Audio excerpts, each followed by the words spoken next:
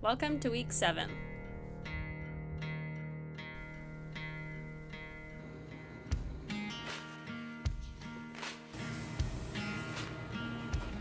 I just found a chanterelle mushroom.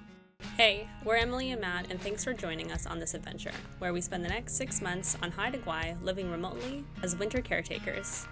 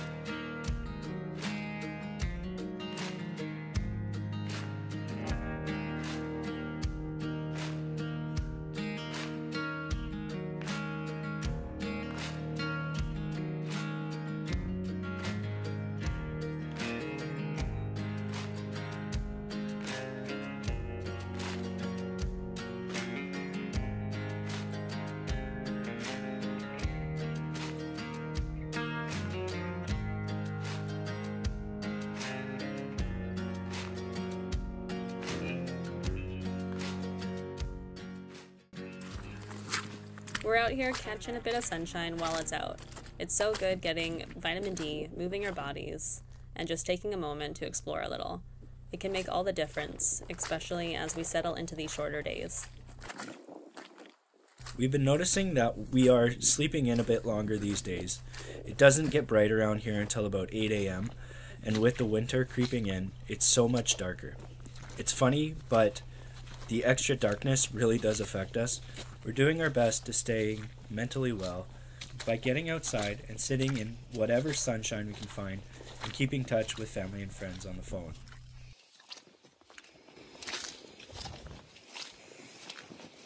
It feels like it's a bit of a savanna up here, just by like the look of it. But it's boggy. It's like, I love how quiet it is here. You can hear the birds flapping their wings. That was a raven. Oh, that's cool. Weird. The trees here are like, I guess it's like its own little system up here because they're not all pine trees. Like they're a different type of pine tree, I guess. But they also, half of them look like they're dead. I don't know if that's just because they're old or if they've just gotten too much exposure to the weather. It's always a highlight for us to get out here. The fresh air, the colors, and the open landscapes. It really feels like we're filling up on all this good energy around us.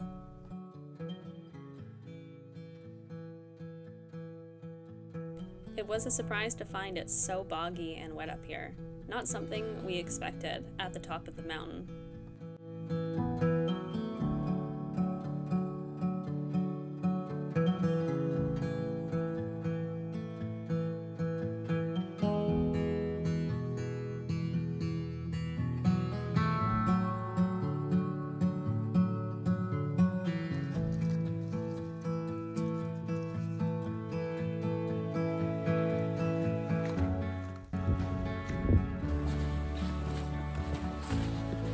Look at this mushroom.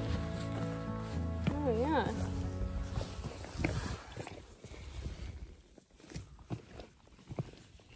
That's interesting.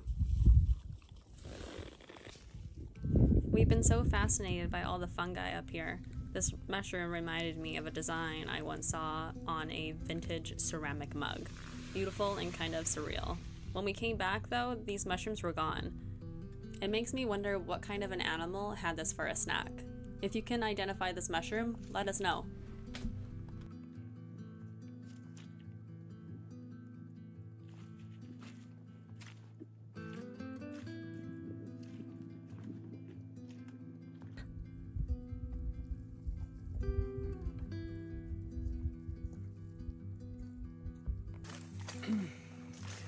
Apparently, Haida Gwaii, the chain of islands, Queen Charlotte Islands, all missed the Ice Age that all of like North America was covered in 10,000 years ago. So the ground is completely different than what we're used to walking on. But it's quite diverse in different plant species and just all different species in general. Who knows what's in these forests? Yeah, and it's quite crazy to think that all these mountains were just untouched. But then you go over to the Rockies and they're just scraped bare right down to the rock of it all. And Obviously the elevation's a little bit different than the Rockies, but still. but that was all covered in ice. Yeah. It's crazy.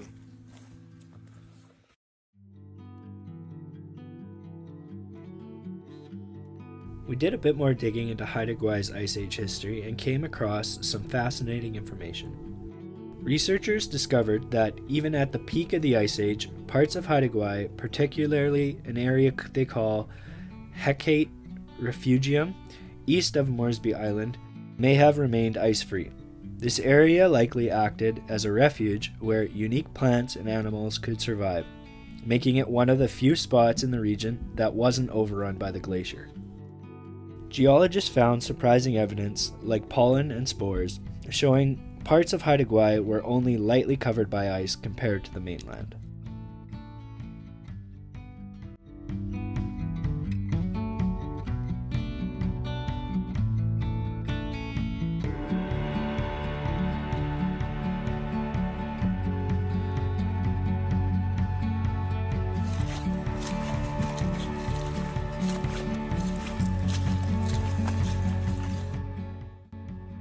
Right now, we are located on Graham Island, which is the northern island of Haida Gwaii.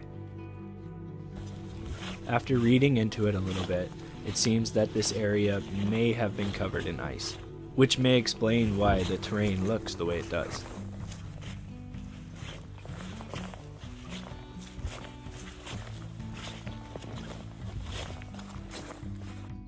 We've put some trail cams up in this area in hopes of catching bear passing through. We're starting to think that there might not be any bear in this specific area, although it could just be a deer highway.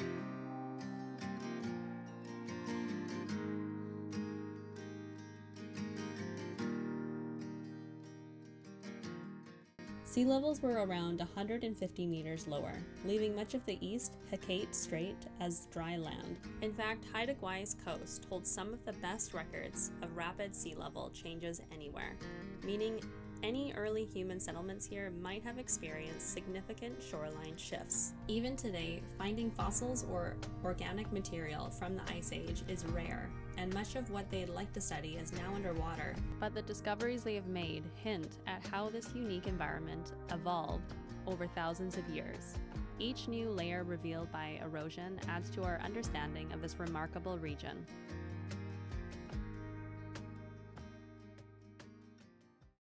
As you can see where the mouse is, this is where we're currently hiking.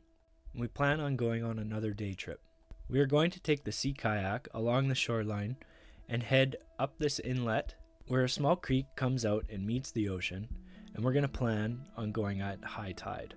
This drone shot was taken at king tide, which is the highest tide of the month. In week 2, we came to this area and it was all grass, and we came at low tide. So we hope that when we come at high tide, it'll be an easy paddle in. Once we kayak into the inlet and find the creek, we will have to tie up the kayak so that it doesn't flow away on high tide. And then we'll have to hike in. There are no trail markers, and we will be following game trails the whole way. Since we haven't been over here before, we have no idea what it will be like or how long it will take us. It's a pretty dense and untouched area, but we are going to try and make our way over to this beach here. While we were out on our hike, we sent the drone over to help us plan our route for this trip to try and find the beach. We could only fly our drone so far as it has a distance restriction from the remote.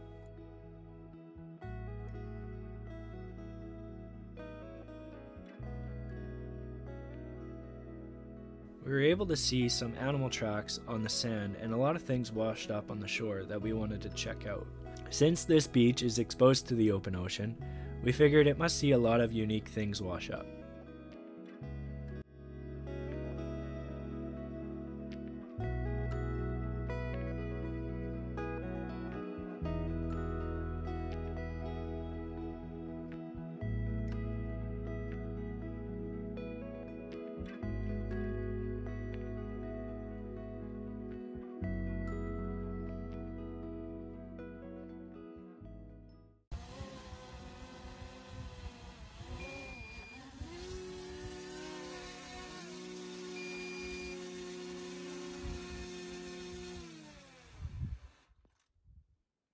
To take those sensors off.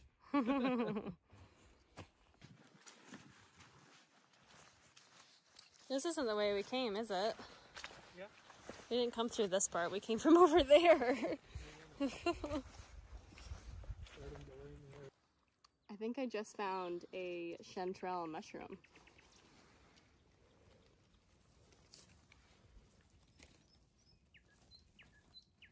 He's hiding.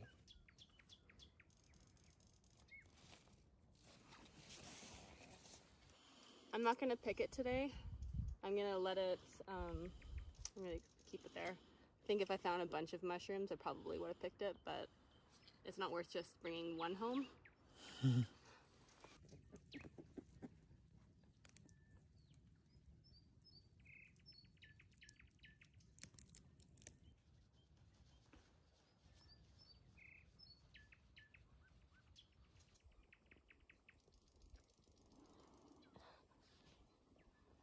Little tree frog.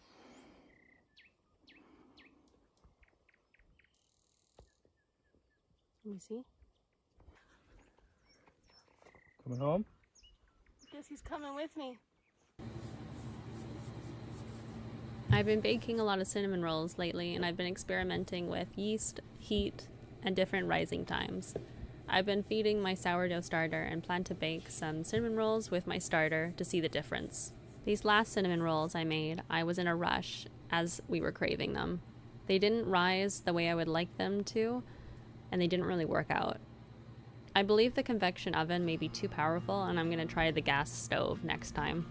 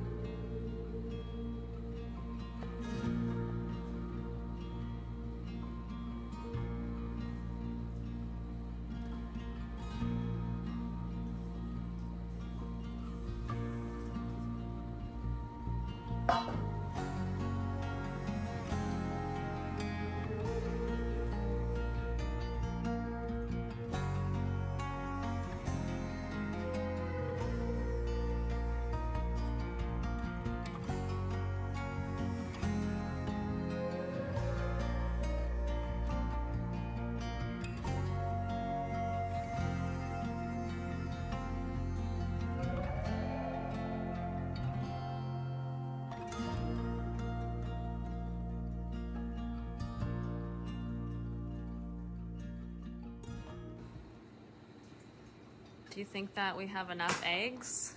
I don't know. We have 2 more of these, and there's 15 dozen in each one. Oh my god. So I was thinking, I'll finish with these ones, doing this. We'll have 1 full one for next month. Hopefully it'll last. Yeah. Or I do this and another half of one, and then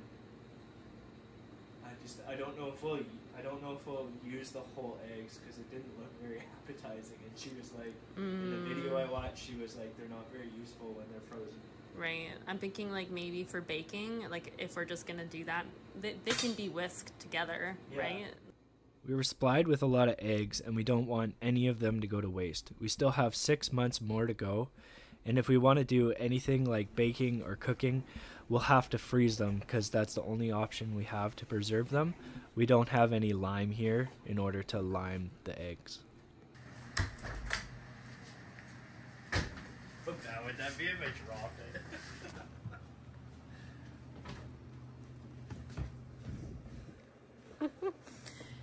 Oh, my hand's not gonna fit.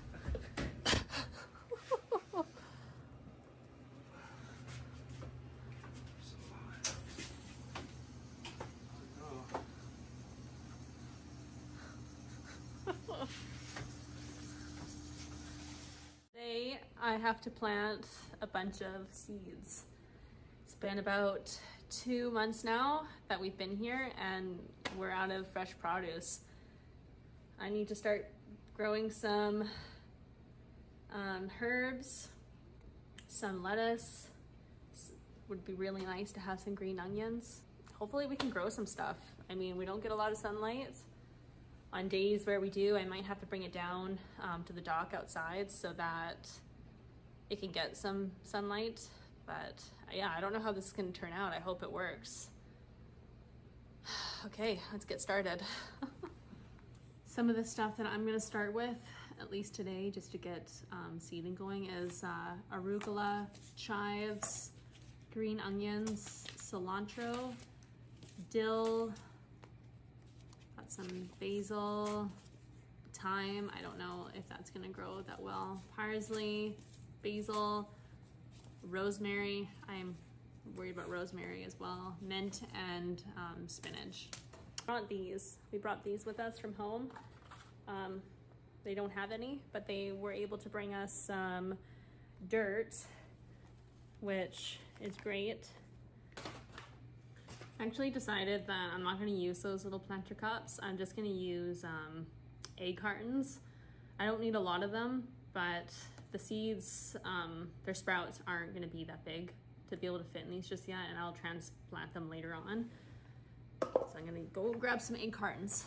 Reason why I'm using this opposed to the others, I don't really need a lot of dirt for these little cups. And I've done this several times in these little egg cartons and it works perfectly fine.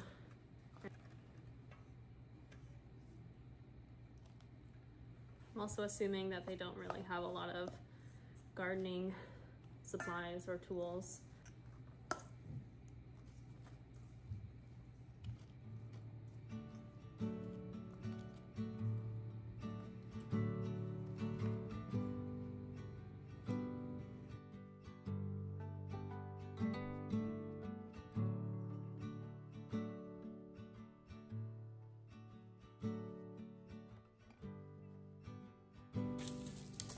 Got some bok choy.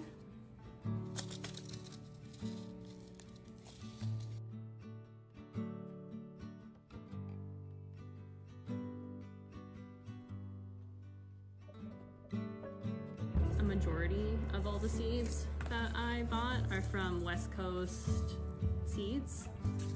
I wanted to buy like the best quality seeds that I could that were non-GMO and just they're premium seeds. And they're Canadian, which is important. So yeah, they sell flowers, all sorts of seeds. It's quite fun going in there, and they're super helpful.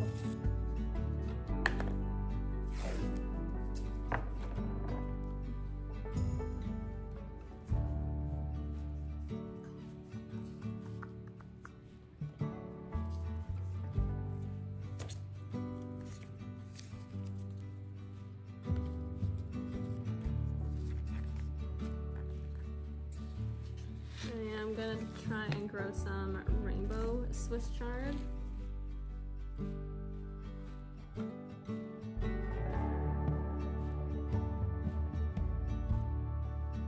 I have finished all of my planting, and this is what I have.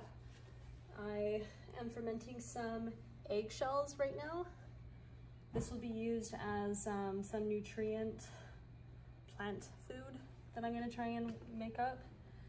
And then, yeah, I have about 16 different things that I planted, and hopefully this will be enough sunlight for a little while.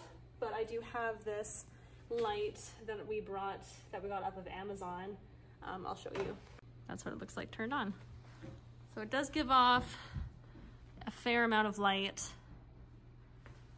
I think this will work really well. And then there's also,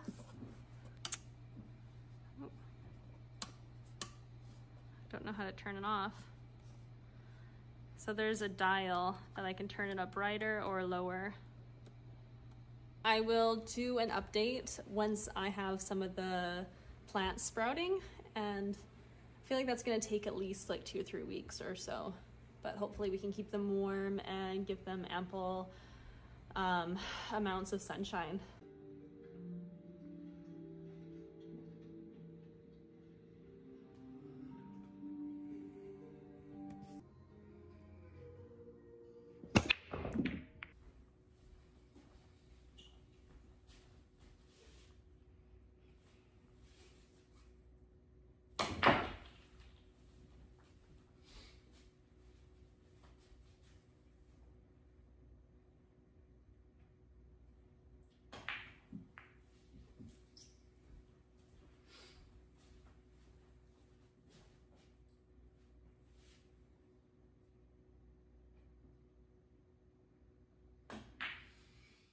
Holy, there is a massive black bear just up the river from where we are. Tune in for next week's episode. Will we get unstuck? Whoa, you okay? Was it Jumped out and hit you in the head. Or was